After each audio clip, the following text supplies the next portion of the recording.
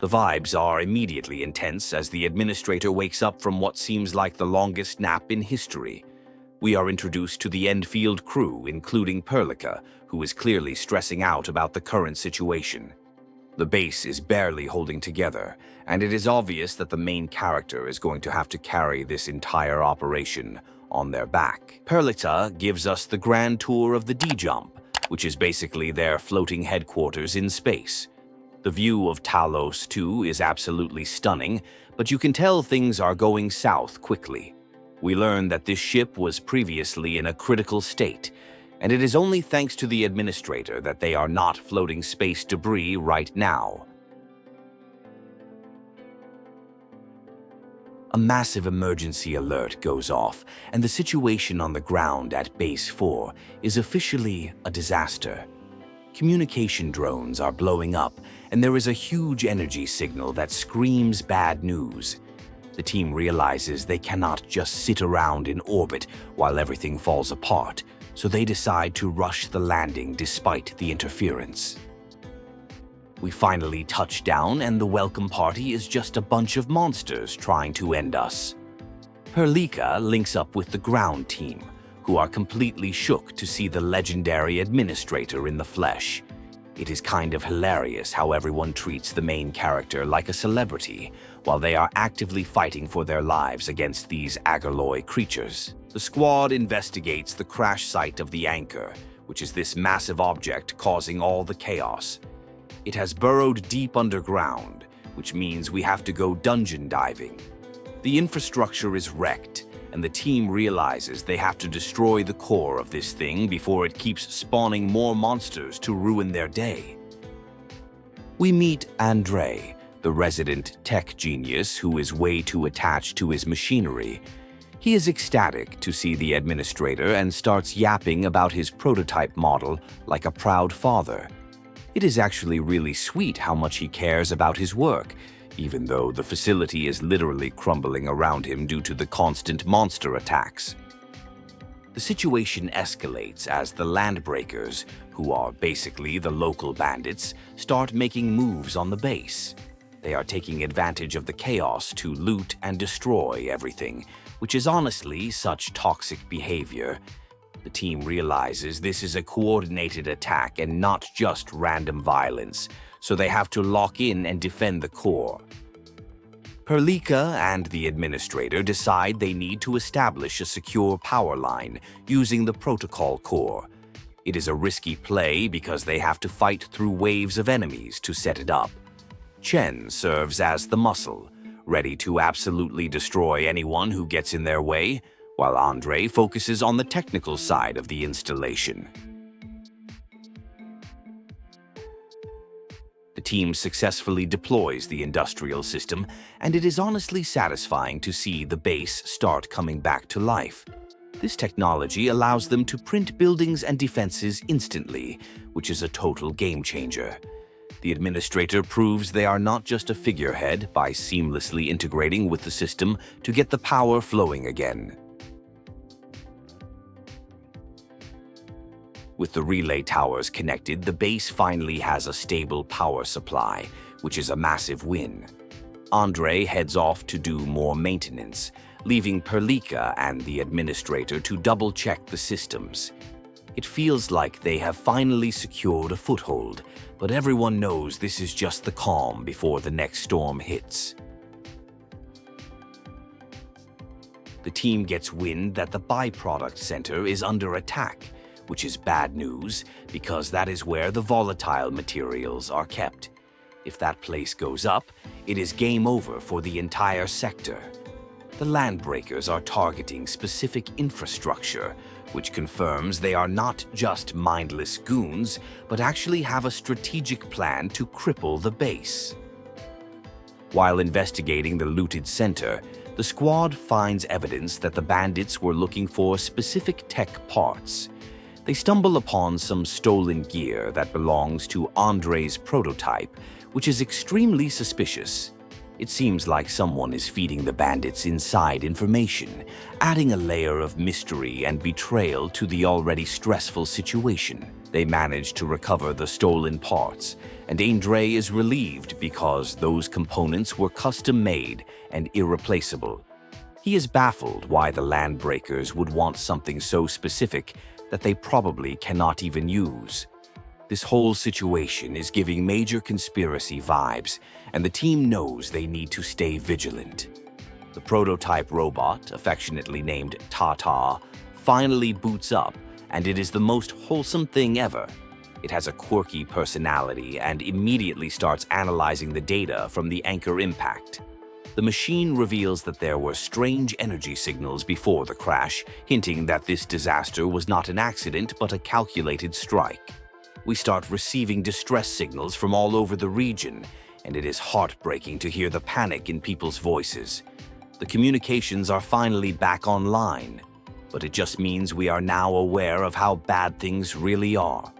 The Landbreakers are launching a full-scale invasion on multiple fronts, and the team is stretched thin. Wolfguard makes his entrance, and he is the definition of a lone wolf character with a mysterious past.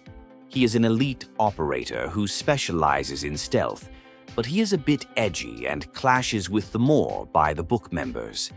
Despite his attitude, he is undeniably skilled and essential for scouting out the enemy positions ahead.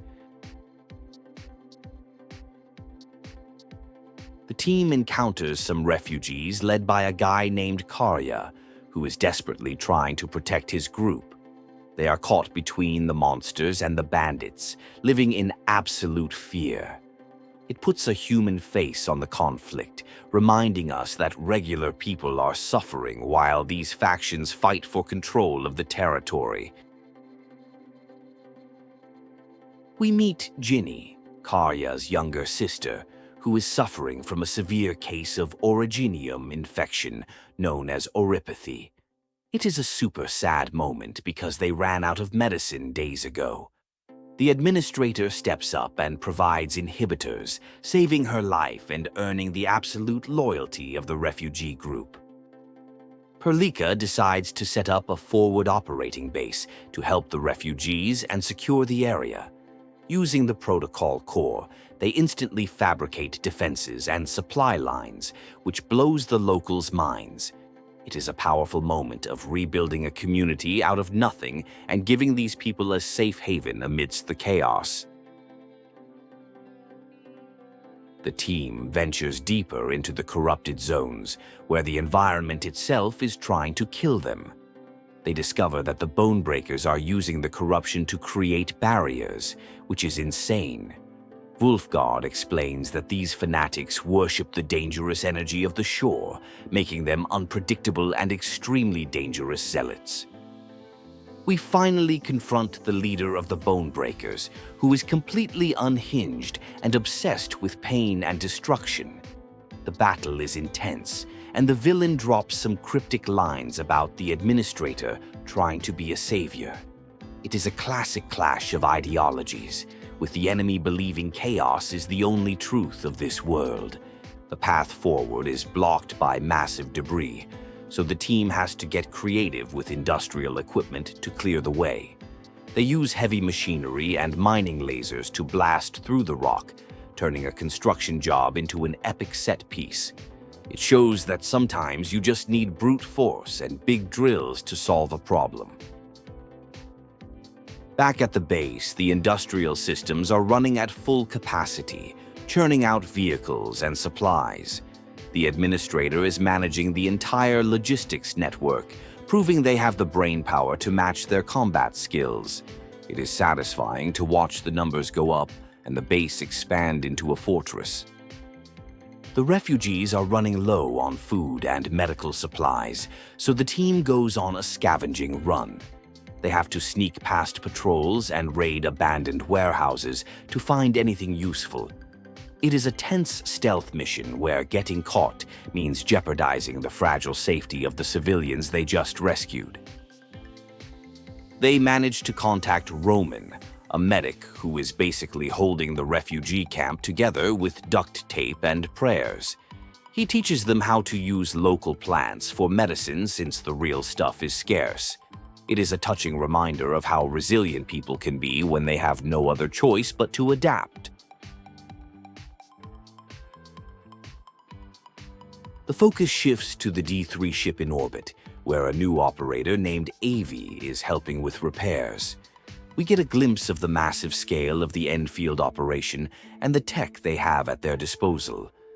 Avi is super professional and dedicated, providing a nice contrast to the chaos happening down on the planet's surface. We get a massive lore dump about the history of Talos Tau and the terrifying nature of the shore. The Administrator learns about the previous wars and the sacrifices made to keep humanity alive. It paints a grim picture of a world that is constantly trying to erase civilization, raising the stakes for the current mission. Disaster strikes at the energy plant as a new rift opens up, spewing corruption everywhere. It is a race against time to evacuate the workers before they get consumed by the anomaly. The situation goes from bad to worse instantly, and the team has to pivot from rebuilding to full-on crisis management mode. The team receives a request for help from the Arknights settlement because a child has gone missing. It turns out the kid wandered off and got cornered by monsters, forcing the Administrator to pull a heroic rescue. This side mission reinforces that Endfield is here to protect everyone, not just their own corporate interests. We stumble upon a wandering merchant named Whites, who got robbed by the bandits.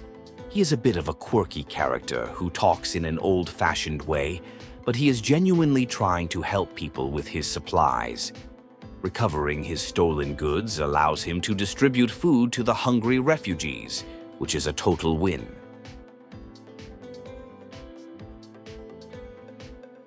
The squad heads to the old factory district to deal with a smelter that is about to explode.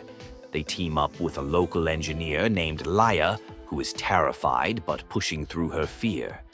Preventing the explosion saves the remaining infrastructure and proves that collaboration between factions is the only way to survive. At the quarry, the team meets Ramon, who needs help fixing a massive crane to bridge a gap in the road. The Administrator uses their technical know-how to repair the ancient machine, reconnecting the divided areas. It is a symbolic moment of bridging the divide and restoring connection to the isolated workers. We meet Penny, a veteran operator who treats the heavy machinery like old friends. She gives us the backstory on the crane and how important it was to the workers before the disaster. Her emotional attachment to the equipment adds a layer of history and sentimentality to the industrial setting. The team uses the prototype robot to scan the core of the corruption, which is getting stronger by the minute. The data reveals that the rift is expanding and will swallow the entire region if they do not act fast. It is a high-pressure situation where one wrong move could trigger a massive catastrophe.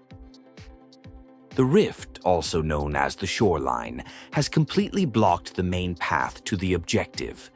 The corruption is so thick that normal equipment cannot handle it, forcing the team to rely on experimental tech.